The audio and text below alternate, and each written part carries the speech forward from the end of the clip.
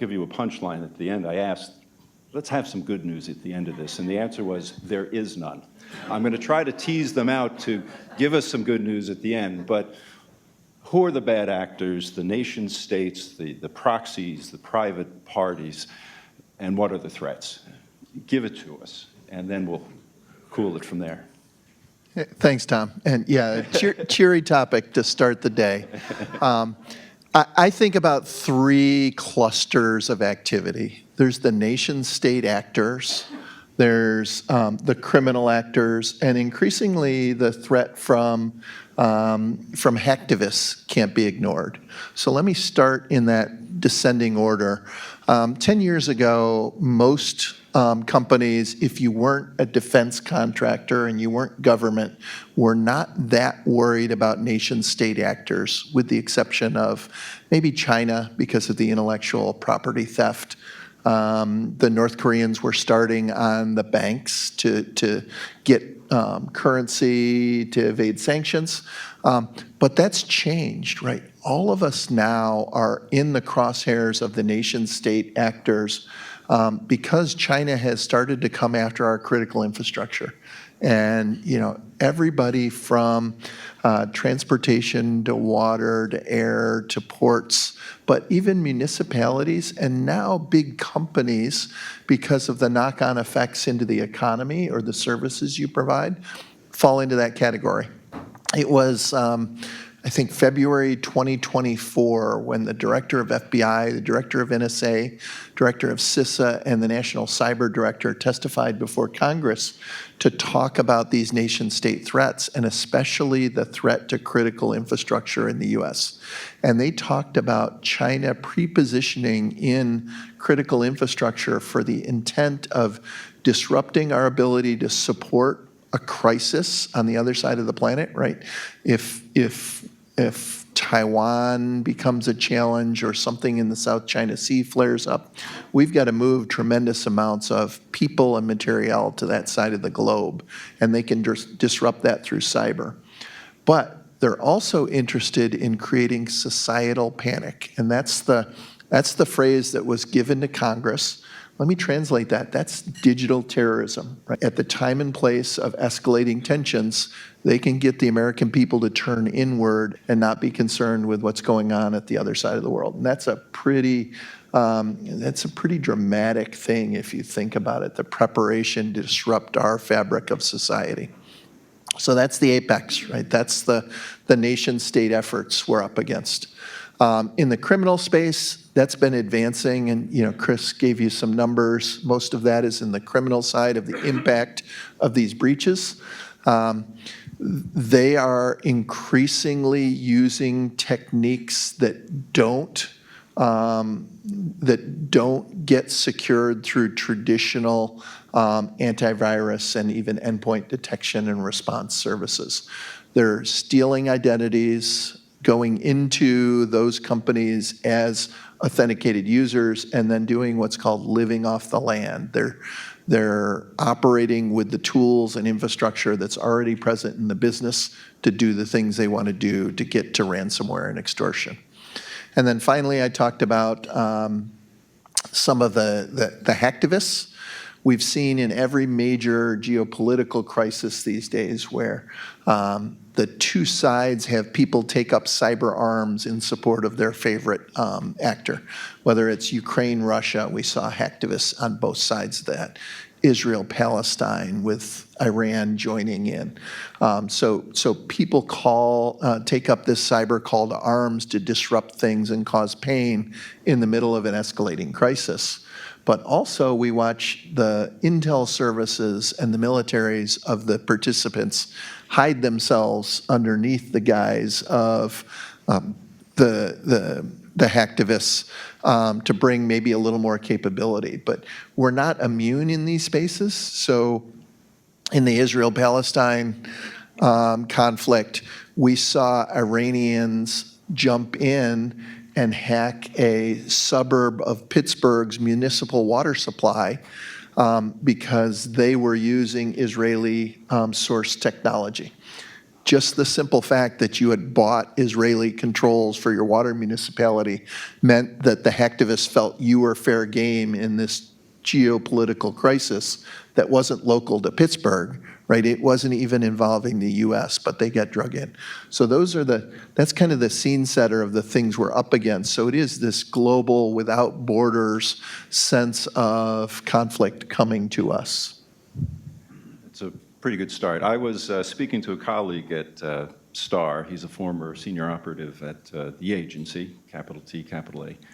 And he asked me a question, and I'll ask it of you. He was making a point, so it's kind of a public service announcement, because this is a fellow who has a career on the ground doing human intelligence and so on. He said, "Who's out to destroy America?" Now, he knew an answer or had an opinion. Who's out to destroy America? Well, in the cyber world, the big four are the Chinese, and they outnumber us dramatically. When you take the military, their intelligence services, and the commercial world that augments their staffing, there's hundreds of thousands of Chinese hackers who go to work every day with America in their crosshairs. So China, number one. Russia can't be ignored. We still have everything from political tensions because of the sanctions to geopolitical concerns with the Russia-Ukraine war that we continue to supply lethal munitions to. Russia in close second. Third is the North Koreans. Now, they are basically focused on getting Western currency to evade sanctions. They've gone through and financed their missile and nuclear programs on the backs of cryptocurrency threats, theft. And most of their work is against the cryptocurrency market and banks. They've increasingly shifted away from the banks because of the investment and professionalization there. But they are some of the most creative folks going in cyberspace with the things they've done. And in fact, the Bybit cryptocurrency hack, $1.5 billion, was the biggest theft of anywhere, anytime, of anything on the planet, right? That was a massive theft that they pulled off. And then finally, the Iranians, as I talked, they continue to do globally bad decisions where they don't think much before they step out and act, whether it is critical infrastructure disruption, ransomware, or some nation-state theft of secrets. Fortunately, in business, we have to, fortunately or unfortunately, we have to deal with the OFAC sanctions and the regulations and so on. But you bump up against practical requirements in doing business if you're a multinational. Now, this fellow's point was, in asking the question, to who's out to destroy America, it was actually his way of getting out that there's a human component to the cyber aspects. It's not just technological. There's a great deal of on-the-ground human effort, and he pointed to the Russians. He would agree with your ranking, by the way, but he wanted to remind everybody, don't forget about the Russians while we're focusing on China. So, as we sit in New York City, the city of New York is not responsible to defend against the international ballistic missiles that would come from the People's Liberation Army, right? The government provides that security. So is it fair that the city of New York and the companies here in New York have to go up against the PLA? And some would argue it's not fair. And so how do we get that right balance where the government can't take over all of the security for these private networks, and they can't offload the risk from the companies who have to make an investment decision on where to set their level of security. But there's got to be some capacity on the government side to match with that private side and go forward. This is a good point. So is I'm gonna jump in here. Between the ceding from the government Yeah. to the private, can you collaborate without losing protection? Yeah, so having spent my career mostly in Wall Street and financial services, as a senior policy advisor to the chair of the SEC, it's clear that 85% of critical infrastructure is owned and operated by the private sector. So what does that mean? We can't rely on government to save us. And from my perspective, there's been a false sense of security that organizations such as CISA, with a $3 billion budget, is here to save the day. Now, they've done some critical work in terms of providing guidance around different types of vulnerabilities. If there's a threat, what types of remediation efforts should you follow? But it can't necessarily be the quarterback as it relates to a targeted cyber attack. And the analogy I use for our boardroom community, if you're building a house, you want your security systems, you want to install cameras, a fence, some type of locks on your door, are you really going to rely on the local municipality, the police department, to invest into those measures? No. The same level of conviction and focus should be within the boardroom and the CEO and the CFOs for these corporations to double down on investment. So government clearly has a role to navigate our national security as it relates to geopolitical. Rob mentioned the various nation states gathering intelligence, but at the end of the day, it's incumbent upon the corporation to double down on the investment, realize that we're in a complex and ever-growing digital landscape, and the investments need to align to those cyber threats that are going to represent material damage to the corporation. We're seeing trillions of dollars are being lost. I work with various types of companies from Fortune 50 all the way to Fortune 1000, and you'll be amazed the lack of hygiene practices, such as where are our digital assets? Do we have an inventory of our suppliers? Do we know where our data sits? Do we know where our system sits? And invariably, most of these very sophisticated, multi-billion-dollar companies have very limited capability. The analogy is taking care of your health, basic blocking and tackling and hygiene. So this new administration, the shift is now incumbent upon the local municipalities, the states, corporations, to double down on investments, apply security measures to those threats that represent material harm, and coordinate amongst each others to make sure that there's efficient information security sharing as it pertains to threat. All right, so let's see if we can find out where they need to spend their money. So maybe a lightning round for both of you. I'm going to talk about 5 areas that are a little bit more gateways into the cybersecurity conversation: AI, quantum computing, hardware, software, and the human component. So I'd love to have your good, bad about these, or both. Spoiler alert, it's both. All the above. AI. It's supposed to be quick and helpful. What is it? AI, that train has left the station.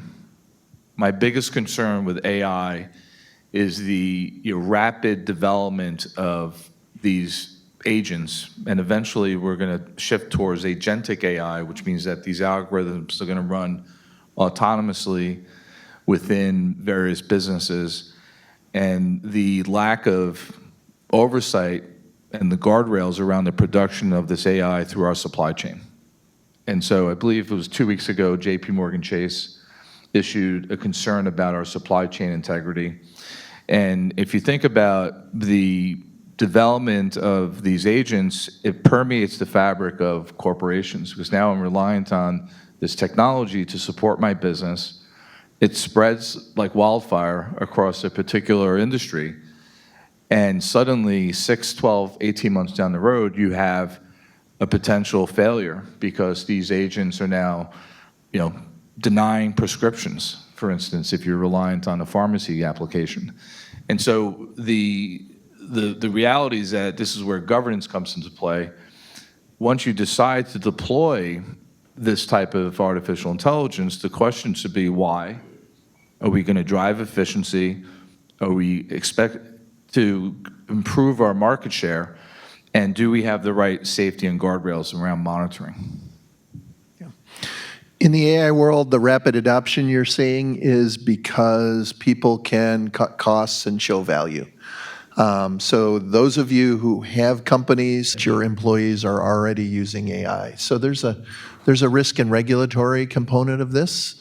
You need to think about how you manage AI as a capability that your employees or your leadership is going to be very hungry for. And so how do you get it in a safe way that, like Chris said, can be done with good policy and oversight and governance in a way that allows your use.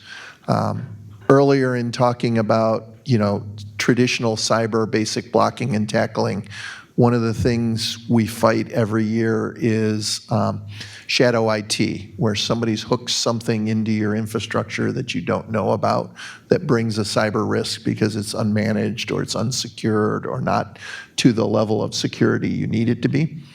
Well, this use of external AI is another unmanaged asset. Your data is leaking out through those services that people are cutting and pasting into. But I would also ask you to look at the rapid evolution of the capability of AI to write software. I serve on the Safety and Security Board of OpenAI, and the thing that has astounded me in the past 12 months is how good agentic software has gotten in writing, or agentic AI has gotten in writing software.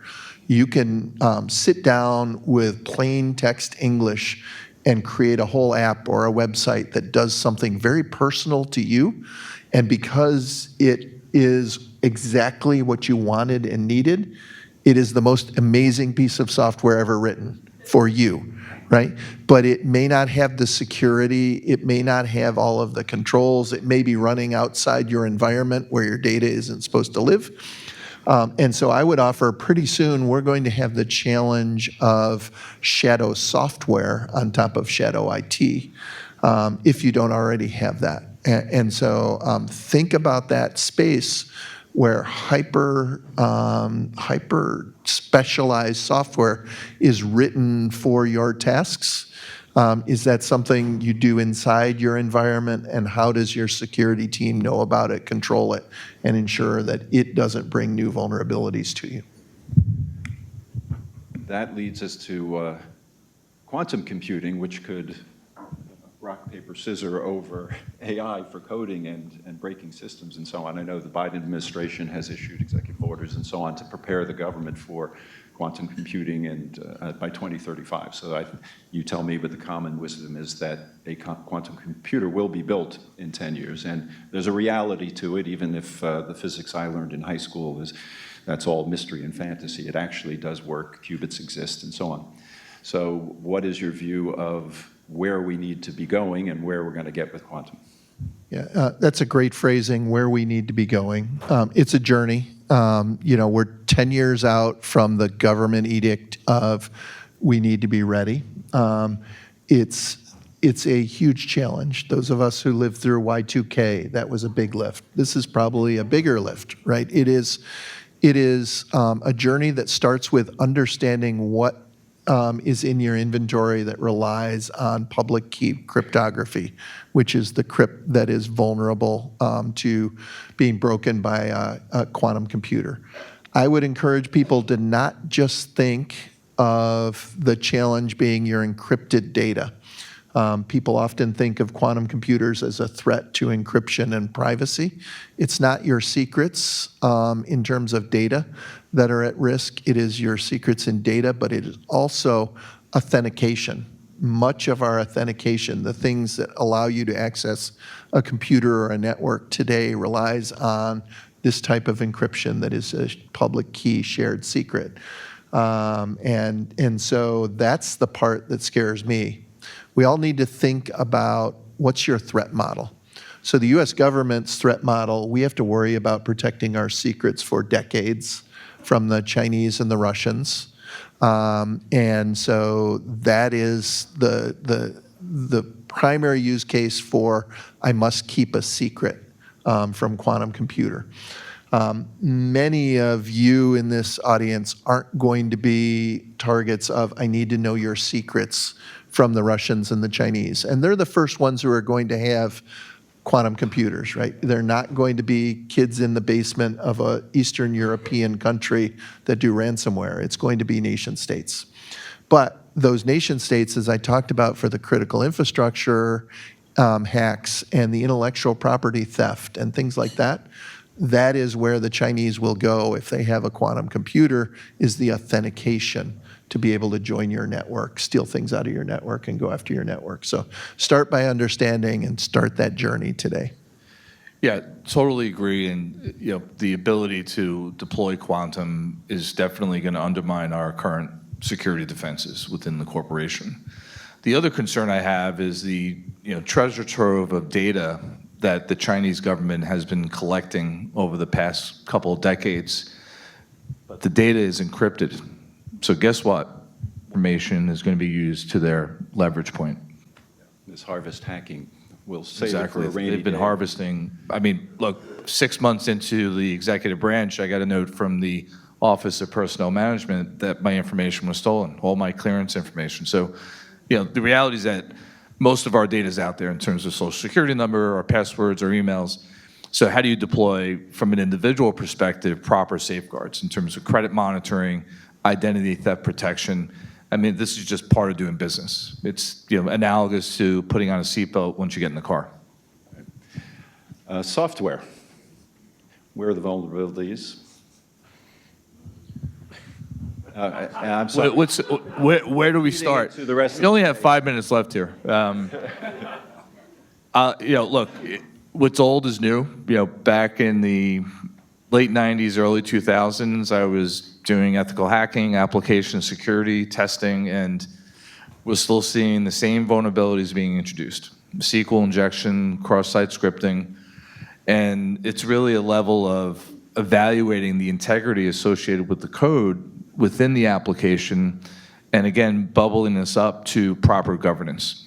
Do we have the inventory? Number one, do we know where our applications are? What business process does that application support in terms of criticality? And then secondly, do we have the right level of cybersecurity, data integrity controls to make sure that once that application is up and running, supporting our critical business processes, that there isn't any leakage in terms of confidentiality, there isn't an availability issue, so you have the level of redundancy to continue to support that business, and that we're truly evaluating the integrity of that data. But again, this is basic blocking and tackling. Been doing this for 30 years. I've seen the same issues resurface today. So Chris keeps talking about basic blocking and tackling, right? If you do the fundamentals, you're so much more secure. Most of the nation-state hacking, most of the ransomware and extortion happens because of a known vulnerability, something that should have been patched or something that should have had a better password or multi-factor passwords, things we know how to do, but it's hard. You have to pay attention to the details. I led the hackers at NSA for years, and we succeeded because we knew the network better than the people who owned and operated it. We would pay more attention to those networks to find the things that were unpatched or unmonitored or had bad passwords or no passwords. And so understanding what you have, keeping it up to date, and managing it well is the secret to cybersecurity. And I say that glibly, but it's hard. Right? People always talk about patch your shit, right? Be up to date in patching. That's hard if you run an operational network or you have, operationally critical processes that, simply updating brings a risk. But you've got to divide it down into things I must patch now because the internet's on fire. I need to patch soon, or I'm never going to patch, but you do that with malice of forethought and a good set of controls around why you're not patching it, and have assessed that risk and figured it out, but do the basics. And everything you've heard so far is the good news. Hardware scares me. Tell us about routers and who makes them. And you will all be running home after this. Yeah. So those of you who own TP-Link routers, please, I did congressional testimony on this. Please just go out and buy something different. TP-Link is, a Chinese company. They talk about their Sunnyvale incorporation, but, there's 200 or 300 people there and 20,000 in Shenzhen.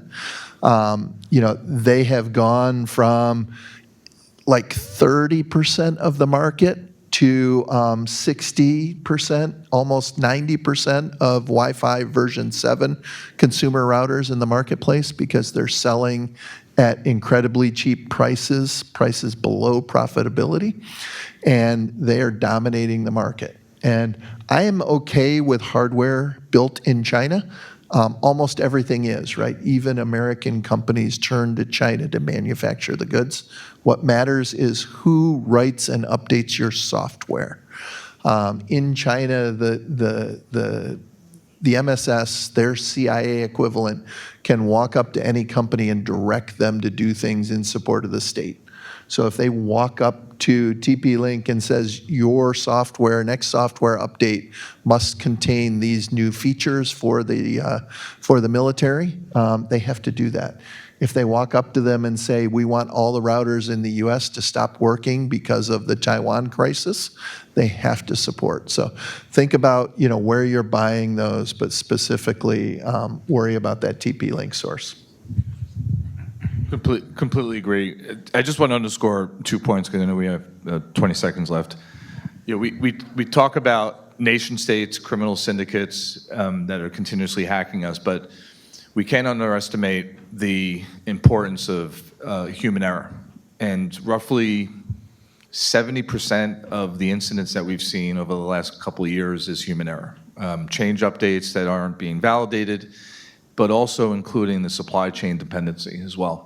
And we see that time and time again where the supplier is hacked, it infiltrates the network, individuals are not connected to the supplier in terms of incident response, and suddenly this event goes unnoticed, unmonitored, and you're on the front page of the Wall Street Journal. I will ask one last question, a point of privilege, because how do you get this in front of the board? You're a rare breed to be a CISO in the board. Everything we've heard today, they're going to take away, and they're going to have to, sky is falling, but it's actually falling. How do you get in front of the board? Yeah, so I'm not a huge fan of introducing, our hair's on fire, the internet's on fire. We've taken an approach through the National Association of Corporate Directors. We are brushing up over 24,000 members, and I would say roughly 85% of our members are still uncomfortable with the level of visibility they have in terms of their cyber hygiene. The metrics and the reporting is highly technical. They feel like the CISO and the CIO are not aligned to the business. So we've taken an approach that's more top-down, that looks at the cyber threat landscape relative to your industry group.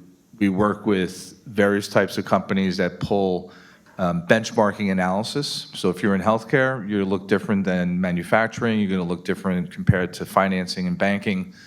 And we bring more of a business, operational, financial context to the cyber threat using a projected loss analysis based on your hygiene. So for instance, if you're only patching every 6 months, right, and you have 10% visibility into your IT asset inventory, you're probably going to realize an incident more quickly versus a company that has 90% visibility. So we take more of a top-down approach.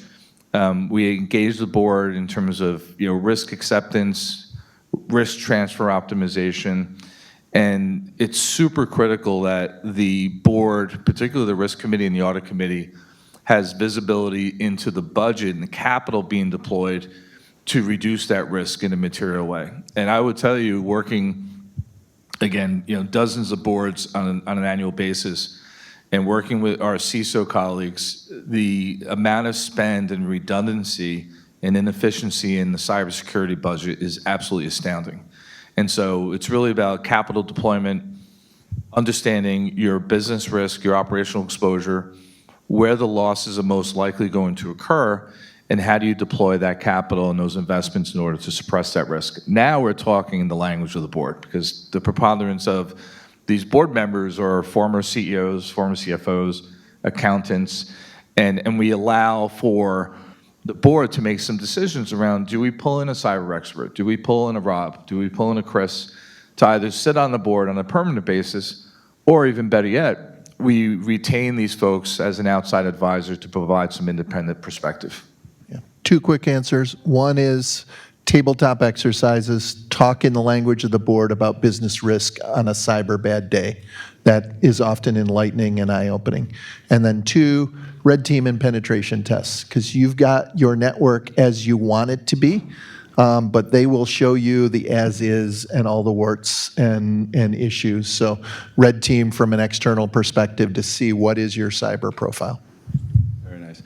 And we have expired our time. I will say that I did ask if there was any good news, and the answer you gave me earlier was no, but I'm going to say the good news is that people like Rob and Chris are out there, and that's encouraging, so thank you.